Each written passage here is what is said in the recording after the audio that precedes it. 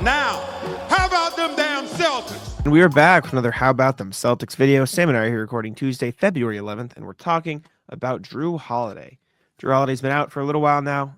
Injury report for today's game, as you're listening to this, against the San Antonio Spurs just came out, and he's out yet again, which means he won't have played for, 4 straight games? He didn't play against Dallas, New York, Miami, and now won't play against the Spurs. It's been the same injury for the entirety of it. It's been the same injury all season for Jrue Holiday, realistically. So it's just been sort of a constant thing, this right shoulder impingement that he's been dealing with. I know we've discussed and been asked by emails and stuff like, oh, is this just Al's big left toe? And I initially said yes, you said no, and I'm starting to lean on your side at this point because it's usually a sporadic thing with Al, and this has been a pretty constant thing with Jrue. I've asked him about his lingering injuries before in press conferences, and he turned to me and just said, "I'm old, man." Like it's just, so I think it's just is what it is at this point. But yeah, Jrue, is it time to be worried? What's the deal with Jrue? That's kind of like the realm of conversation where we just kind of have to live now.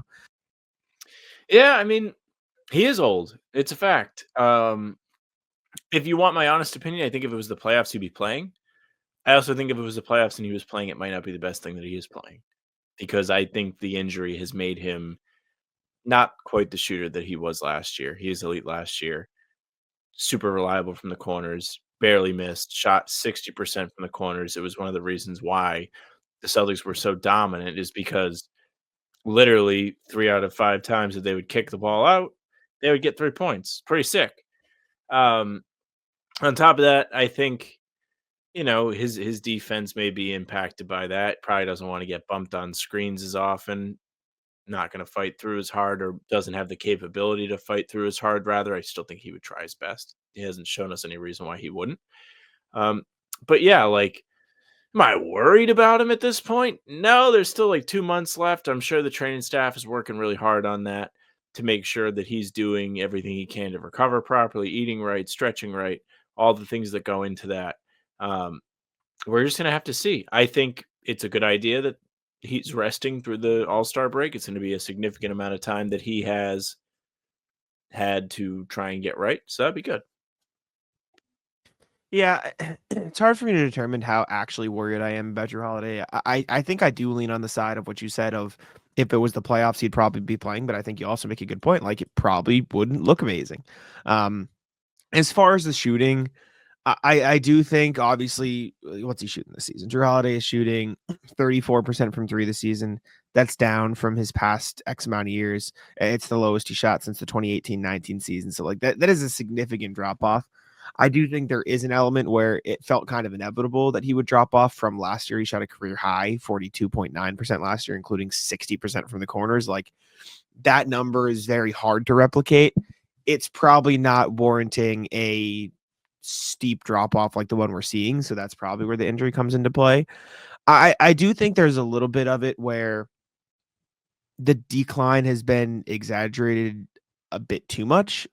His downfall has been greatly exaggerated. Yeah, that's the phrasing. I do think Jrue Holiday is still one of the most impactful defenders on this Celtics team. Like I still truly believe that without him on the floor, their defense suffers. I don't think the communication's there. I think they lose a pillar of their point of attack defense and a guy who constantly helps over and makes driving lanes harder. So I do think that even though he might not be the same offensive player, that is still crucial. Like they still need him healthy, and he still is at, I don't want to say the top of his game, but he's still a very, very high level defender in that regard. The layups have been shaky the past 2 years. Ironically, he's shooting the best he has from 2-point range in 4 years. So it's kind of funny how the numbers work out that way. But I still think the defense is crucial, and obviously you want him healthy, but at the end of the day, like he's old. He is. Al Horford's old. Like Al Horford had a big game last night against the Heat as we're recording this, but he scored 10 plus in 2 of his last 15 games. Like these guys, Al being 39, 38, I forget exactly, and Jrue being 34, like it's inevitable. This level of decline, this level of ache, this level of toll on their body is going to happen. And you're kind of seeing that with Jrue. And at this point, it just felt like, okay, it's bothering him. Let's just give him a 4-game rest heading into the All-Star break so we can have an extended period of time to be off his feet. I feel like this isn't the first time we've seen this. I cannot off the top of my head give you examples, except for Kyrie the year that he left, because everyone was making a big deal of like he played in the All-Star game but wouldn't play for the Celtics. Outside of that, I really can't think of any resting up until the All-Star break examples. But what I will say is it is the smart thing to do. It makes no difference to me whether or not he plays against the Spurs. Didn't make a difference if he played in Miami. Didn't make a difference in New York. Might have made a difference against Dallas. That's the only one they lost. And to your point about the defense, even if he's not physically at his sharpest due to the shoulder thing, he's still mentally sharp. He's still able to kind of quarterback it, as they said a lot last year, where he's kind of pulling the strings, calling out screens, calling out switches, calling out schemes, things like that for the team to do. And that's very helpful. It's helpful to have somebody who's brilliant watching everything and keeping track. So at times this year, when the Celtics have been sloppy on defense, sloppy with screens specifically, I think Holiday would be somebody who would help that.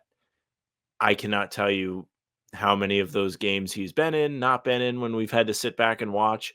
But even so, when he's back out there, the defense will be sharper.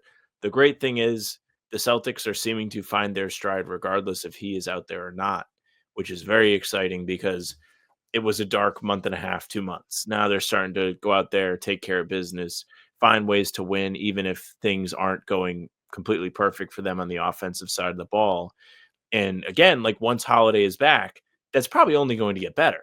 That's going to be just another guy who's going to do impactful things that don't require the ball, that are on the defensive side of things, who's going to get stocks, who's going to disrupt things.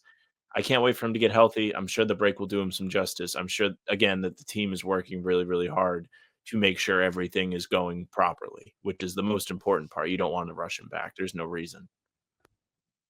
Yeah, I mean, I'm happy to see Jrue Holiday sit for as long as he needs to, even if it comes back from the All-Star break and he's like, yeah, my shoulder's still bothering me. Like there's literally no point in making him get on the court. Like Peyton Pritchard's playing at an incredible level this season. He's been great. They like running double bigs anyways, so it's not like they're a shortage of guard away from having to run JD Davis in minutes or something they're not comfortable with right now. Like they're fine. They're in a good spot and they like playing lineups that are big anyways. They're in Hauser at the 2 last night in Miami. Just let Jrue Holiday sit for however long he wants to sit, as long as he can be fresh and ready to go for the playoffs. And I mean, even when he's been healthy, they've been rolling with Peyton Pritchard at the close of games at times this season. So I don't think they're necessarily missing too much in terms of we desperately want to go to this lineup, but we can't because Jrue's hurt. Like they have guys who they are comfortable closing with and have closed with even when Jrue has been available to play. So I think it's pretty fine in that regard. Off topic briefly, Jason Tatum, did you see what he said last night about like, yeah, he wanted me to take a day off, but like then you get here and you're like, I don't really want it. Like it's just he's a crack addict, man. He can't help himself. Like, Jesus, just take a second. Just take a breath. And for those listening on Wednesday morning, not in the injury report at all for tomorrow's game or tonight's game against the Spurs. So he will be there if you bought tickets. What a guy. Good for him. And I really am just so curious. Like, I'm not smart enough to know about it, how much it really impacts guys when they sit out versus when you're like Tatum and you just kind of go out there and play and your body gets conditioned to it. I'm sure he's dealing with aches as much as the rest of the guys are, but he still wants to be out there.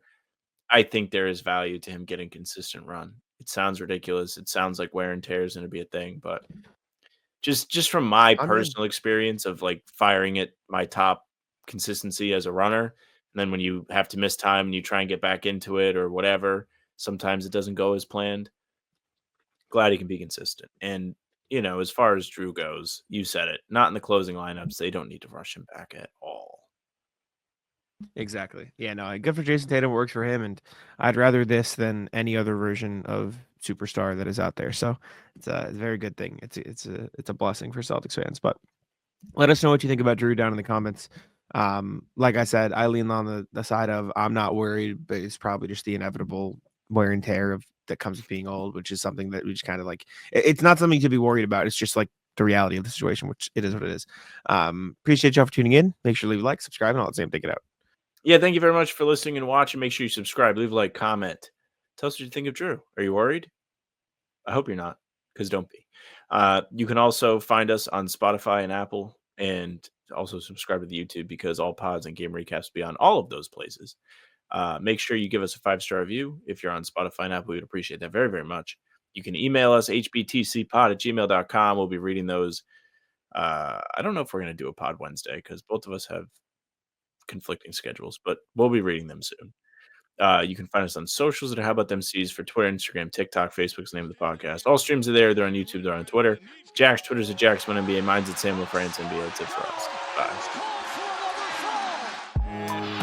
Tic-tac-toe.